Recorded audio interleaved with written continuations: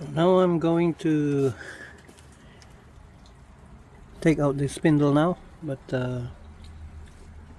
after hardship with this thing, look at that.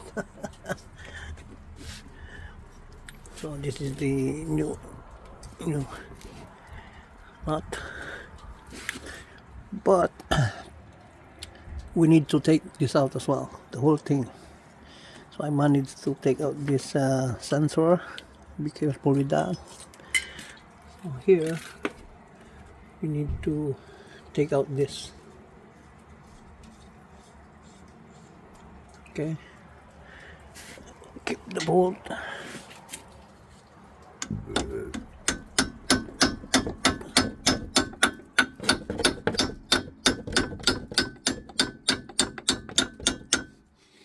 Something like that.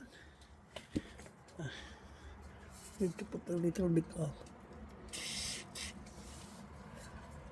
just to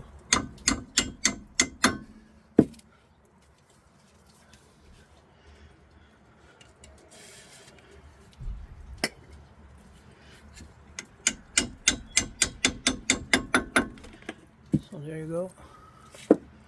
Hopefully we managed to take that out. So as you can see, this is free now.